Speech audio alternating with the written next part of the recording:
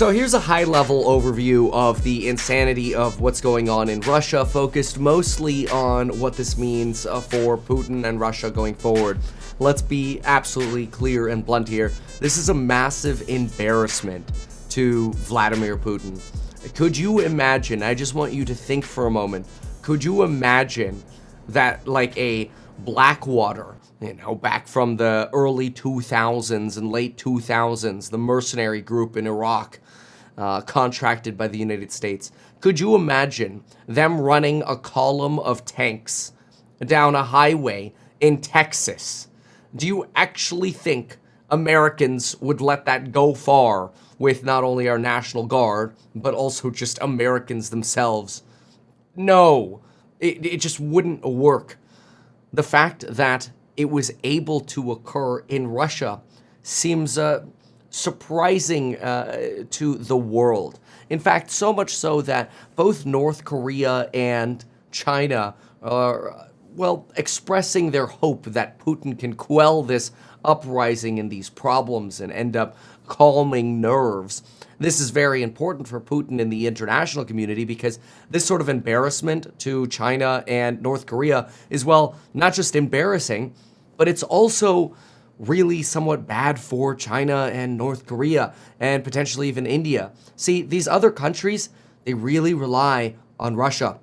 They really rely on Russia. They rely on Russia because Russia doesn't have a lot of trading partners.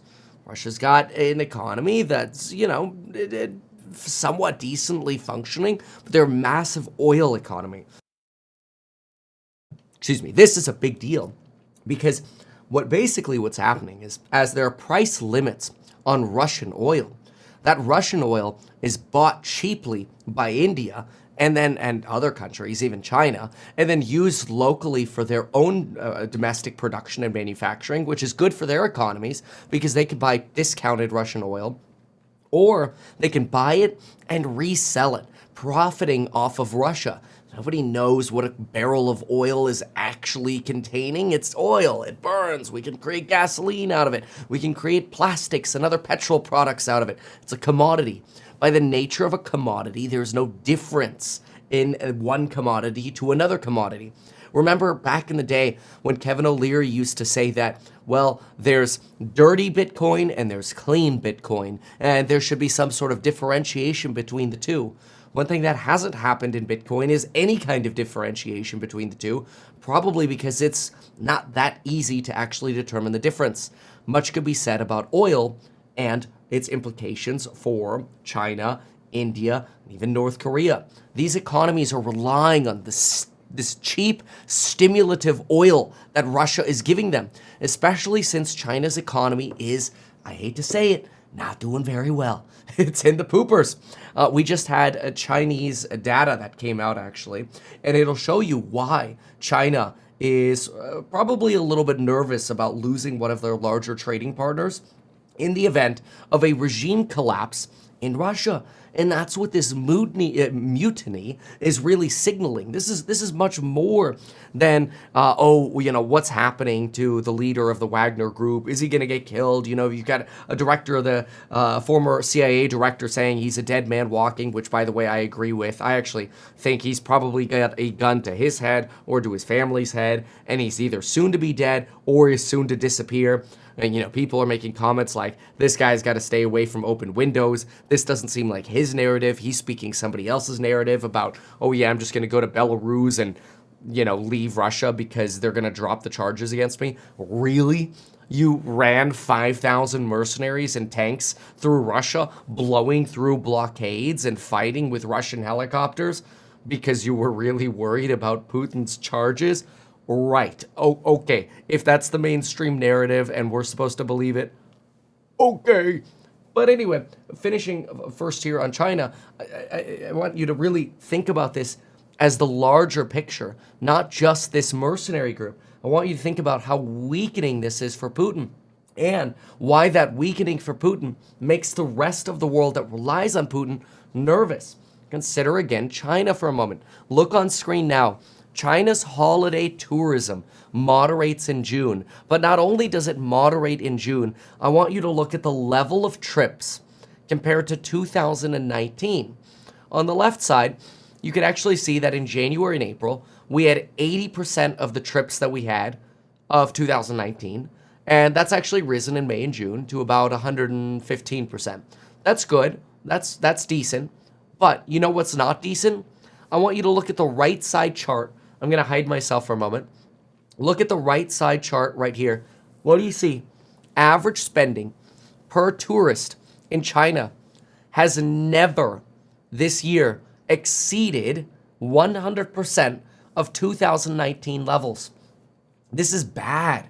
In fact, they just had their Dragon Boat Festival and many reasons to spend money in China. And what's happening? People are actually spending less money now than they're spending or were spending in 2019. This is not an economy that's growing at 5% like people suggest. There's a chance China could go into an outright recession. And you know what would drive China and North Korea and potentially even India into a recession or into an even worse economic strait, or one of inflation, or one, of continued inflation to some regard, although China doesn't have too much of an inflation issue relative to the rest of the world. But what could do that? Expensive oil, expensive wheat, things that both could get more expensive with the collapse of a potential Russian government. And what did this real mutiny tell us over the weekend? Well, it told us that Putin doesn't have the control that we think he does. Or many of us may be already saying, well, we never really thought he had any control anyway. He's just a puppet. But he's always been seen as a puppet master. Remember when Dmitry Medvedev was the boss man in Russia for a while? Nobody actually thought he was. It was Putin who was really running the show behind the scenes. Going historical here, we don't have to be too distracted on that tangent. But consider this. This uprising shattered any appearance of stability that Russia really has. And this is dangerous for these other countries. And it's really probably a big positive for, frankly, the front lines of Ukraine. Zelensky and Ukraine should really be cheering this disaster, and they almost certainly are. Mostly because Russia's already had a very difficult time recruiting soldiers. Not only do you have a massive labor shortage in Russia, much like you do in many economies around the world, but you have a massive soldier shortage to the point where Russia will essentially draft men and of fighting age, which is pretty dang broad in Russia. You could be pretty old, pretty young, and you gotta go. And if you don't, you get sent to a work camp, basically a concentration camp, where you can think and work really hard about why you didn't go serve. You would have wished you would have served. Most people would rather serve than be in a Russian prison. My assumption, of course. Point is, Russia's got big problems. This does not help encourage people to say, all right, I'm going to sign up for the Russian army. Now, I want you to think about this. The mercenaries, how many of them who are so fed up with Putin that they were willing to follow their leader in a march, well, I shouldn't even call it a march, in a near attack against Russia? The folks in the Wagner group were willing to attack Moscow. And what? Now they're supposed to just go sign up for the Russian army? That's at least what the mainstream media is telling us. You gotta be kidding me. And this idea of you gotta be kidding me is fantastic for Ukraine, but it's bad for China, Russia, and India. And that's the point. It actually just strengthens the United States and Ukraine and Europe, and it weakens the developing bloc really on the other side of the world. Now, I'm not trying to pick sides here and say, stick it to China or whatever. I actually kind of feel bad for China to some extent, because China's already going through some massive crap, from a real estate collapse to more real estate builders just collapsed over the weekend. You've got an economy that's, I don't think, growing near 5%. I don't trust the Chinese statistics. But then again, maybe I'm a little critical of China. I'm regularly critical of China. But I think China's trying to set themselves up as the best place to run a factory and to create your company. And they use Tesla as an example for that. And they're doing that because they have to, because they're lacking substantial growth. And it's going to be a bigger long-term issue. And this Russian issue is just adding fuel to the Chinese, India, and really side of the block that's anti-United States or not always aligned with the United States. So it props up the United States more. Long and short, what is bad for Putin is not so great for these other countries and ultimately a benefit to the United States. It's one of the reasons for the last at least couple years, but certainly over the last decade, I've made the argument strongly, but in the last couple years, more strongly, people regularly ask, Kevin, why not invest in India? Why not invest in these emerging markets? Well, India, all you have to do is research what happened with Adani a little bit. Hopefully get your answer there. But, whoopsies, there we go. But when it comes to China, personally, my thinking is stay focused on American stocks that have exposure to China, but also be somewhat cautious. And this Russian disaster could actually give you some cause for caution for your Chinese exposed American stocks. Those are actually going to be your NVIDIAs, your AMDs, your Taiwan semis, not to the extent that I actually think China would at this point ever invade Taiwan. That is certainly not a position that China is in right now. Their economy is substantially too weak for that. And after seeing what's happening in Russia, I think Putin is giving you the exact opposite of a reason to invade Taiwan.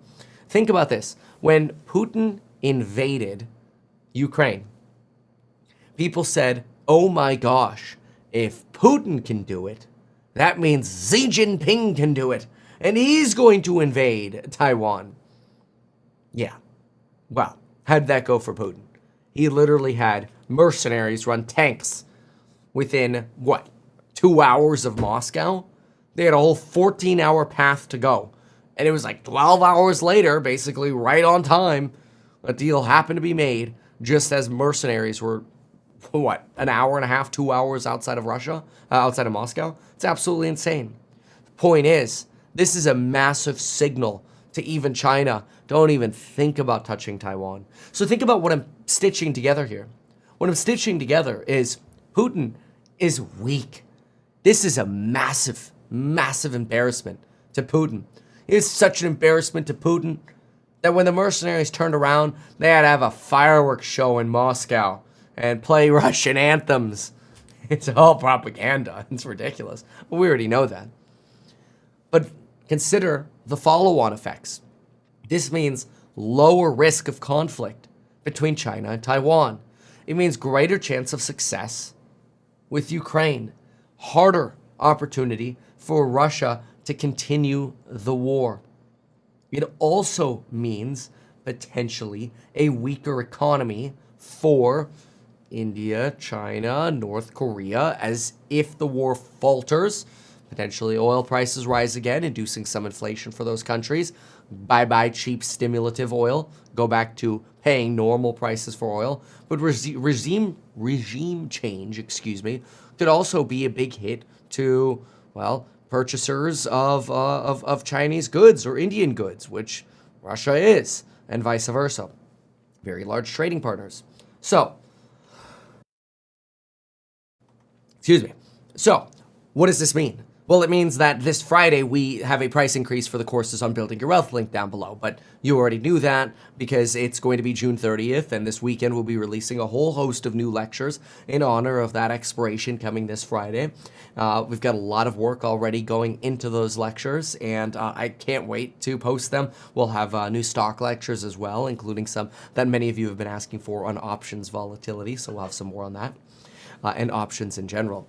But anyway, continuing here with Russia, another potential aspect of this disaster that occurred this weekend for Russia is that you could literally have people within the Russian army just give up. Now, that is relatively risky because those folks would probably serve severe prison sentences or just be executed, which isn't necessarily a good choice.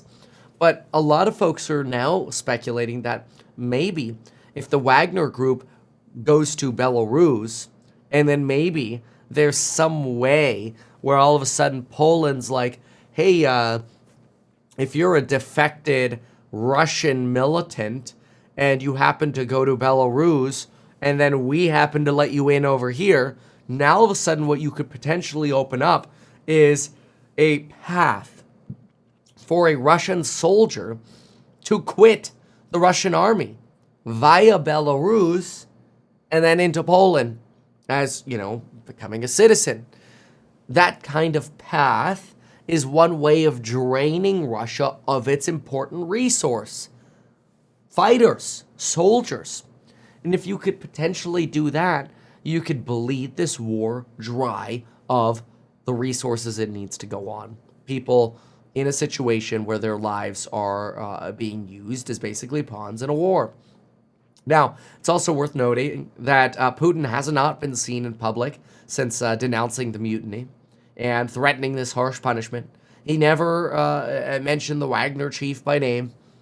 And also, you've got the Wagner chief, a lot of people looking at photos that came out of him yesterday, and they're like, where's the person with the gun to his family's head? Because it's really weird that all of a sudden you would just U-turn your mercenary army an hour and a half. But whatever, we'll just believe the mainstream narrative, I suppose, that he just had a change of heart and was convinced by the Belarusian president.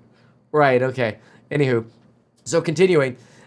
Secretary of State Blinken believes that this Wagner uprising is a big benefit to Ukraine. There have been a lot of jokes going around that the Wagner Group is probably about to sign a $6.2 billion contract with Ukraine and end up flipping sides and working with Ukraine, and Zelensky making the argument that the enemy of my enemy is my friend. And if the Wagner Group is the enemy of Putin, then the Wagner Group is a friend of Zelensky. Obviously, both of these are a joke. They're a reference to the $6.2 billion accounting error that the Pentagon happened to make. I don't actually think there need to be accounting errors for money to get smuggled to or via the CIA to, groups that you wouldn't want to see money go to. So as much as I know that people are making jokes on the internet about, $6.2 billion, it's going exactly here, there, or whatever, trust me, they don't need to make accounting mistakes to spend money on exactly those things that they want, whether that's C4 for the Nord Stream pipeline or a dam in Russia operated by the CIA. Sorry, I don't want to get demonetized here. But anyway, continuing. So what else do we know? Well, we know that the Wagner chief has been critical of the Russian military in the past. It just hasn't risen to this level. He's actually made arguments that he was deceived in terms of why Russia was getting into this war in the first place, that they believed this sort of false propaganda set up by Putin. And these are strong words coming from a mercenary leader that could really serve to undermine a lot of Putin's efforts going forward. And a lot of folks suggest that it's going to make it even harder for Putin to continue his charade or his onslaught, especially into new areas. So this is a big blow, massive blow to Russia. We'll end up seeing, really at this point, what's going to happen to the economy, or I should say to markets as a result of this, is anybody's guess. A lot of folks making references to this as a chessboard, and nobody really knows what move somebody is going to make next. Wheat futures are up about 2% right now at the time of this recording. It's actually a really benign movement in the wheat market. When we saw Russia invade Ukraine, wheat basically doubled, mostly because Ukraine is considered the breadbasket of the world, and any kind of disaster in Ukraine should affect wheat prices. Of course, that ended up being more of a trader phenomenon than a long run elevated price level for wheat. So, as usual, people like to buy the rumor and sell the news. Although I guess when that was sort of the opposite with you, maybe that's not the right reference. I guess maybe this is more like buy the invasion, sell the war. There. Buy the invasion, sell the war. That's kind of what happened with wheat futures back when Ukraine was invaded. But now, wheat's moving 2%, and oil's up like 67 bips on the US blend and 74 on the international blend. This is like nothing. The market's kind of like, yeah, at least it happened on the weekend. I honestly think that's what the market is thinking. I think the market's like, well, at least we didn't get the volatility spike during the work week, which is like a super like posh and like suity thing to say, as I wear a shirt and tie and a suit jacket. But anyway, that is what some people are arguing. So anywho, this catches you up really just sort of as a broad overview with at least some of the considerations that should be running through your mind about this coup, whether the coup was orchestrated by the CIA or not. There's so much conspiracy. I don't really care. There's so much that goes on. We don't know the answers to everything. You can't rule anything out these days. The point more practically is what we've discussed in this video. So hopefully it's useful for you. And if you like practical insights like this, make sure to join the practical courses on building your wealth link down below. And rather than spending your time watching TikToks or tweets on nonsense on AI tools, learn how to actually use AI to make money in my productivity and how to make more money course linked down below, both for entrepreneurs or employees. Learn everything about, it's not just AI, but it's everything about how to make more money. And then, of course, there's an AI segment. And then we've got the stocks and psych and the real estate 0 to millionaire, as well as the property management course on the investing side that are very, very popular. All of them will face a very large coupon expiration this Friday as we release another massive lecture set for all of these courses. All right, so with that said, thank you for watching the Russia segment. Now, I want you to know this. When it comes to AI, time is what's going to make you money. And if you can prove that value to an employer, you'll always be able to be employed. So this is another way of making sure that you don't get replaced by